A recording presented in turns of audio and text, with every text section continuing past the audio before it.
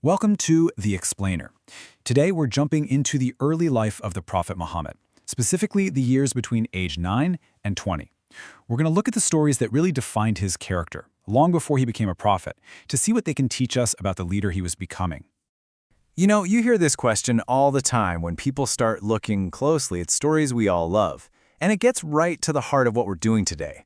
We're going to walk that fine line between these powerful, cherished legends and what history can actually back up, all to get a clearer picture of this incredible historical figure. All right, let's kick things off with probably one of the most famous stories from the Prophet's childhood. It's all about a journey he took to Syria with his uncle Abu Talib, and a pretty mind-blowing encounter with a Christian monk named Bahira. So as the story goes, this monk almost never paid attention to the caravans passing by. But this time was different. He saw these incredible, miraculous signs. There was a single cloud that seemed to follow the young Muhammad, keeping him in the shade. Trees would literally bow down as he walked past them. And then, the final proof? The boy sat down under the exact tree that the monk's ancient book said was reserved only for a prophet. So Bahira is completely convinced he's looking at the final prophet. He pulls Abu Talib aside and gives him this urgent warning. He says, "Protect this boy. Get him back to Mecca immediately," because he was afraid that other people might see the same signs and try to harm him. It's this incredibly dramatic scene of destiny being revealed. So we've heard the legend. It's a powerful story, for sure. But now we have to pivot and ask the really critical question. As amazing as that story is, it's been questioned for centuries. And not just by modern skeptics. Even classical Islamic scholars took a hard look at it and realized, you know what?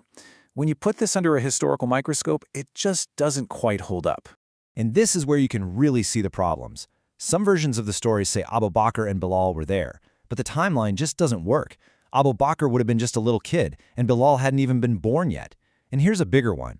If the leaders of his own tribe, the Quraysh, saw all this happen, why were they so completely shocked when he announced his prophethood years later? Nobody ever brought it up? But maybe the most telling detail of all is that the prophet himself was terrified by the first revelation. That just doesn't add up if he'd been told his destiny as a young boy. Now, this is the crucial point. This isn't some modern attempt to debunk an old story. We're talking about heavyweight classical scholars like Imam al-Dhahabi. They looked at the sources, the chains of narration, and they themselves came to the conclusion that it was most likely fabricated. A beautiful story, yes, but not a historical one. So, if that dramatic prophecy is unreliable, what do the authentic sources tell us about his youth?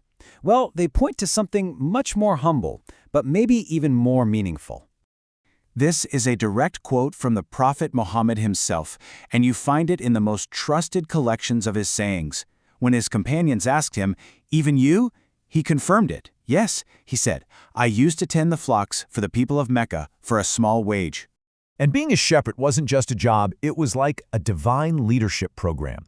Think about it. It gave him solitude, time to think, away from all the noise of the city. It taught him patience and humility. You have to have both to guide a flock. It demanded both tenderness to care for the animals and real bravery to defend them from wolves. A shepherd learns that every single animal is different, which is a perfect lesson for someone who will one day lead all different kinds of people. And maybe most importantly, it taught him the dignity of honest work. And get this, he started doing this work when he was around 15 years old. This wasn't some part-time gig. He was earning his own living. That shows an incredible sense of responsibility and a real desire not to be a burden on his uncle, Abu Talib, who already had a big family of his own.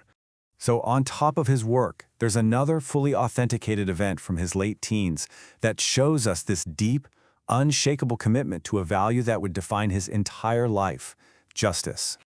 So here's how it all went down. First, he witnesses the tribal Fijar Wars. He helped his uncles by collecting stray arrows. He saw how fragile peace was. Then, not long after, a merchant from Yemen comes to Mecca, gets cheated by a powerful local chief, and is refused payment. This merchant had no tribe there to back him up, so he stood in front of the Kaaba and recited a poem, a public cry for help that basically shamed the city's leaders into doing something. And what they did was pretty revolutionary. The elders came together and formed something called the Khilf al-Fudul, the Pact of the Virtuous. They all swore a solemn oath that from now on, they would stand with anyone who was oppressed in Mecca, local, foreigner, it didn't matter, against their oppressor until their rights were restored. Now, in a society where your tribe was everything, this was a radical idea. It was putting justice above bloodlines. Muhammad was the youngest person in that meeting. And years later, after he became a prophet, he would talk about it with so much pride. He said that he would not trade his spot at that meeting for a herd of red camels, which was like saying you wouldn't trade it for a fleet of Ferraris today.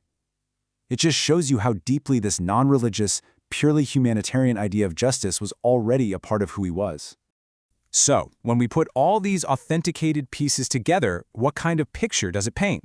What does it really tell us about how his leadership and his character were forged? Well, you see two completely different paths to becoming a leader. The legend gives us a passive leader, someone whose destiny is just revealed to him in one big, flashy moment. But the real history, that shows us an active leader, someone whose character was built day by day through the humble, grinding work of a shepherd and then solidified by his own choice to stand up for justice. His leadership was built, not just revealed.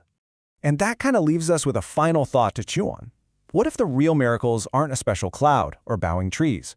What if the truest sign of a future prophet wasn't some grand prediction from a monk, but was actually the quiet grit of a teenager earning his own wage and the courage of a young man joining a pack to defend the helpless? Maybe the real foundation of great leadership isn't found in miracles at all, but in the simple, steady, everyday work of building a more just and decent world.